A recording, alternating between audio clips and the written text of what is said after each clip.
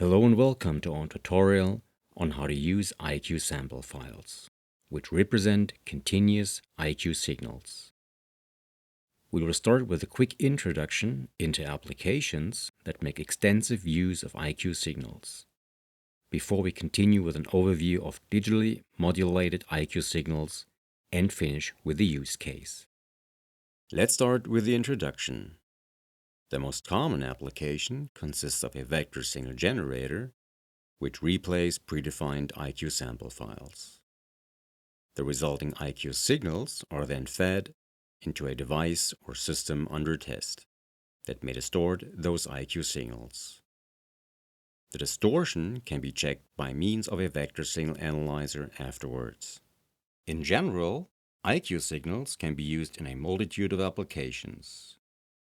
You may not only verify the system response of a transceiver to a radar-specific chirp signal, for example, but you may also test the distortion behavior of components such as amplifiers or mixers, employing IQ signals with specific and repeatable characteristics, like peak-to-average power ratio, for instance. Last but not least, you may check analog-to-digital converters and digital-to-analog converters for clipping effects and monitor the acquisition and synchronization time of a complete receiver. Let's continue with the overview. There are a few important parameters that specify digitally modulated IQ signals. In the time domain, the most important parameters when replaying IQ sample files are the symbol rate, the oversampling factor, and the sampling clock frequency, which are all interrelated, and we assume periodic equidistant sampling. The example given here will be employed later in the use case. In the frequency domain, the symbol rate and the roll-off factor define the spectrum. Please note that we have not mentioned the familiar term data rate yet, because the symbols may represent any type of information. The IQ sample files on our website, which contain digitally modulated IQ signals, are designed and stored using our own IQ signal generator software that can also be found on our website. All our generated IQ sample files may be replayed continuously because they comprise an integer number of symbols that merge at the end and at the beginning, as depicted in the diagram at the bottom. Hence, there are neither signal discontinuities nor sampling clock phase hits. IQ sample files may come in several file types. We use the CSV file format with comma-separated sample values, with the benefit of being able to easily check the file contents using Microsoft Excel, for example. The first column contains the sample values of the I signal, while the second column contains the sample values of the Q signal. Both columns are separated by comma. Let's finish with a use case. We will demonstrate the replay and demodulation of a digitally modulated 32 QAM single carrier baseband signal. The test setup simplifies slightly as we do not need a device under test. The IQ sample file will be loaded into a dual-channel arbitrary waveform generator, which represents our vector signal generator. The replayed IQ signals will then be fed directly into an oscilloscope with vector signal analyzer software option.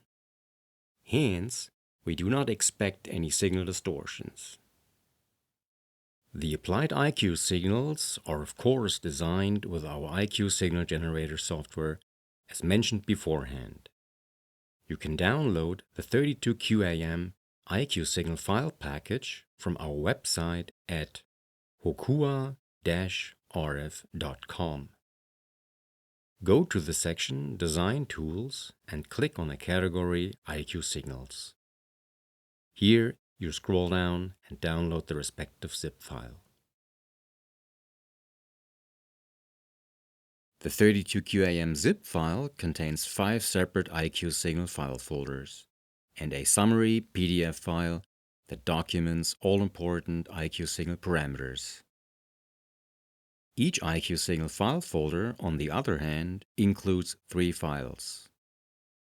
The first file is a Microsoft Excel file that illustrates the individual IQ signals.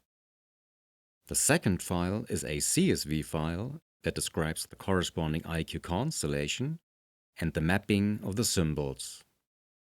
We won't need this file at the moment, as the 32QAM constellation at hand is fairly standard and readily available in every vector signal analyzer. The correct mapping, however, is needed if you want to decode the demodulated IQ signals. The third file comprises the actual IQ sample file that we have to load into the vector signal generator, or in our case, into the dual-channel arbitrary waveform generator. The signal parameters of the IQ signal number 2, which we use in our example, are summarized here. Once we have finished loading the IQ sample file, we have to configure the dual-channel arbitrary waveform generator. The waveform generator settings are summarized here. The resulting period of the IQ sample file depends on the number of samples and the sampling clock frequency. The relationship is given here as information.